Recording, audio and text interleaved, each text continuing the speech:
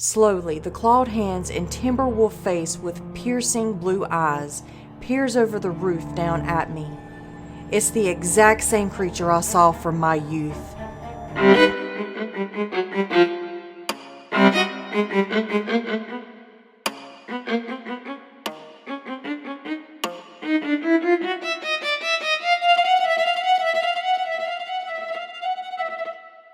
Today in Creepy History, we'll be discussing the Michigan DOGMAN roof stalker. Hey everyone, welcome back to another creepy cryptid history. Today, we're going to be delving into the DOGMAN. So don't forget to hit that like button, share, subscribe, and hit that notification bell, because I do upload these videos very often. Now, without further ado, let's go ahead and take a walk into the forest. Okay, Wolfpack, so do I have a great story for you today in creepy cryptid history? It's actually from lindagodfrey.com, and it was posted on April 20th, 2018 by Linda Godfrey, and it's about the Michigan DOGMAN roof stalker. We got a great little drawing right here, original artist conception by Linda S. Godfrey. Wow, she actually did really good. I like that.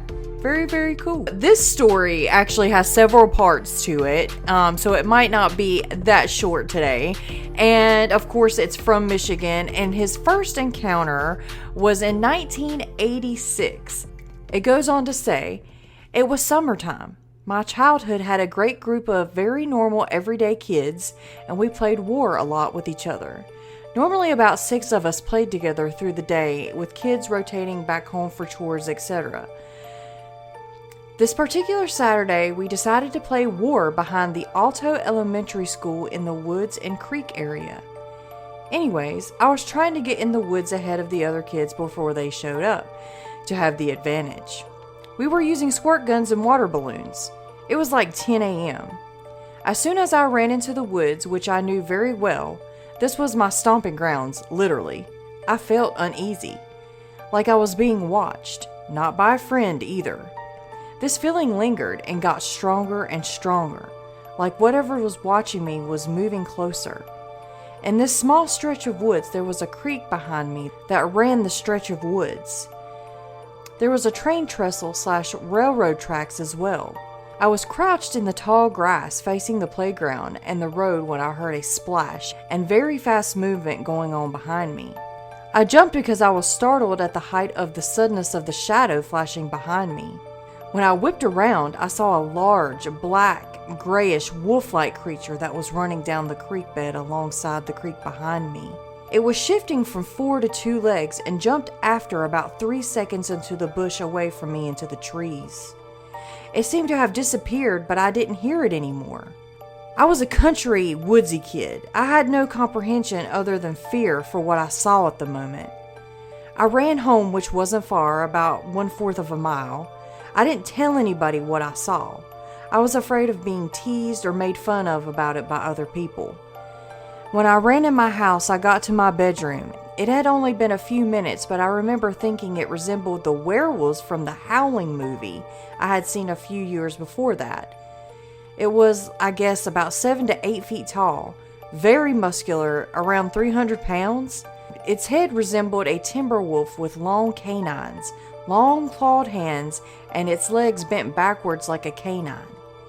It glanced back at me. It didn't want me to see it. It didn't smell at all. Its face was not feral or ferocious. Its eyes were blue. Its presence was powerful and overwhelming. I didn't go out in my own yard for several days, which my neighborhood friends thought was odd. I had childhood asthma though, so they just assumed that was my issue when they didn't see me much. I used that excuse when my family wondered why I was homebound. I never told a soul what I saw for fear of being not believed. I stayed close to my friends when we played, but I didn't go close to that creek stretch of woods for about 3 or 4 years, and never alone. Being an 11-year-old kid then, I remember thinking about it quite a bit over the summer, But fear of not being believed kept me from telling my friends and family what happened behind the school I attended. I was glad that middle school was coming for me that fall. I remember my concern that I was going to see this creature elsewhere that we played in the Alto area, but I didn't. Over the next few years, I rationalized to myself that I didn't know really what I saw, and the wolf-like creature image in my memory was better left there. Okay, guys, so that first story was terrifying. I mean, I can only imagine being an 11-year-old kid and not knowing who to go to or what to tell. Of course, me being myself, I would probably tell people, like, okay, this is what I've seen. I don't care if you make fun of me, but whatever. But let's continue on to his next story. Now, this one is called The Roof Wolf. And it says, flash up to 2008. I'm 33 years old now. My profession at this time was professional fitness trainer, and recreational bodybuilding was my lifestyle. We resided in a quaint house about a mile north of Lowell, Michigan. It had a very pretty, welcoming, woodsy area behind our home, and we enjoyed walking the trails in the woods as well. It's wintertime in 2009. It's a blizzard of a snow outside. All my family was sound asleep. About 1 a.m., we wake up to a large thud sound on the roof of our home.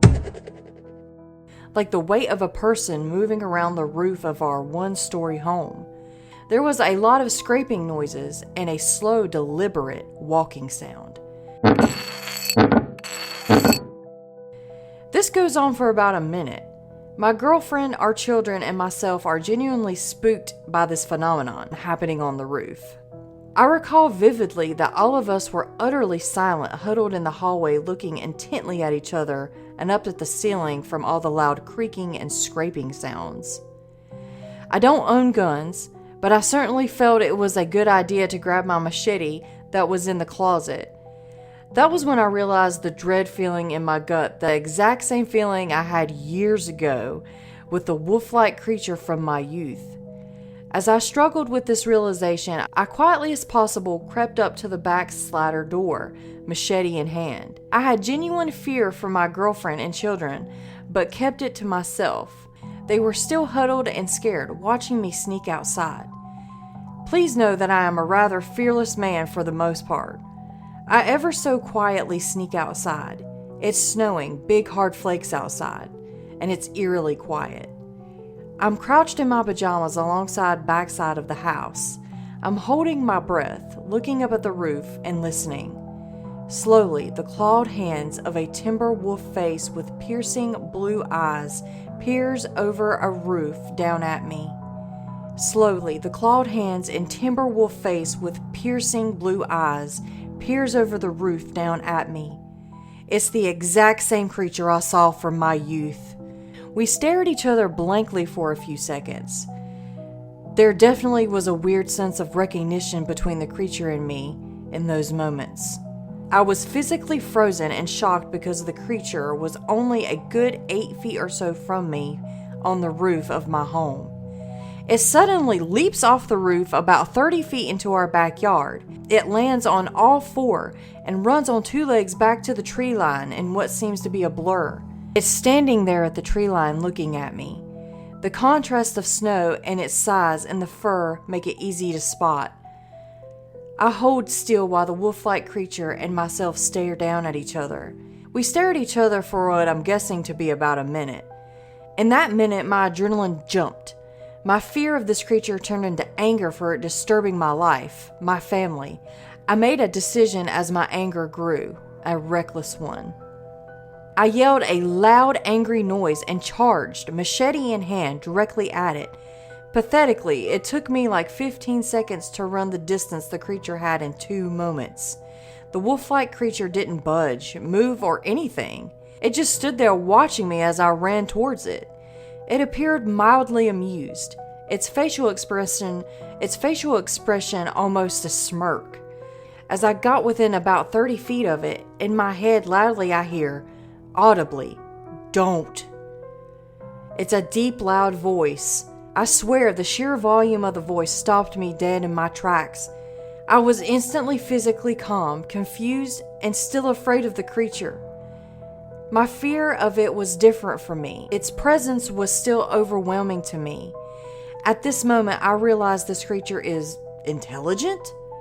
I dropped the machete in a physical plea, a gesture not to be harmed. I backed away in slow, deliberate steps, backwards, still facing it. If it chose to be violent, it could easily harm me, or even end me from the physical appearance of it. After a few seconds, it turned and walked calmly away, about 30 feet into the woods. Its presence faded, and it felt like it wasn't even there.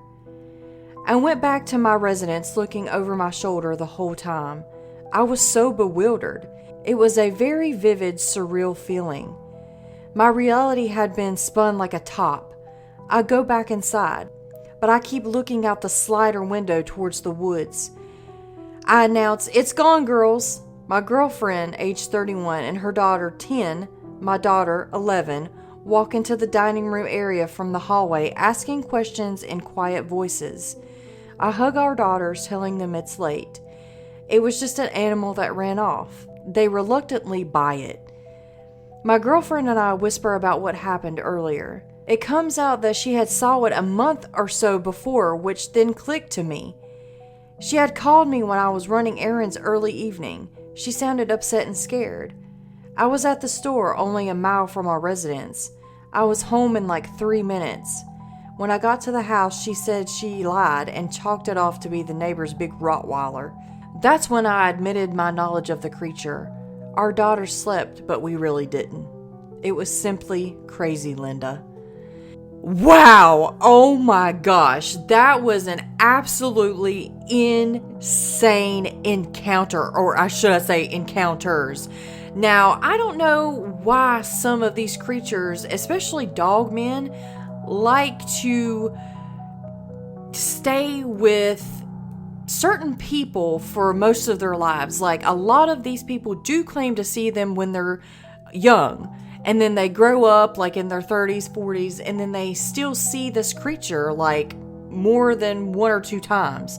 So I don't know, guys, like that is just crazy creepy to me and perfect for Halloween. But I'm just glad that him and his family are safe. And I wonder if he has seen the creature again. I mean, that really does pique my interest if he's seen it again. Well, everyone, what did you think about today's creepy cryptid history? Let me know in the comments below. Have you ever had a creepy encounter that you would like to share? Send it to me. You can email me, or you can just put it in the comments below. And also, guys, stay tuned, because tomorrow we're going to have a very special Halloween episode. I don't know what I'm going to do yet, but it's going to be really good. It's going to be festive and all about Halloween. So don't miss out on that, okay, guys? And as always, I want to give a shout out to all of the members of the Wolfpack. Guys, thank you so much for what you do. You really do help this channel more than you know. So make sure you check out the merch at Fourth Wall. There's always a sale going on for 20% off your entire purchase. And that discount code is Wolfpack. And Wolfpack, remember, keep your head up, keep your paws up, stay strong, turn to Jesus, thank God on the daily, no matter what you're going through. And don't forget to like and subscribe to this channel. Thank you so much for stopping by and giving this video a watch. I will see you in the next. Bye!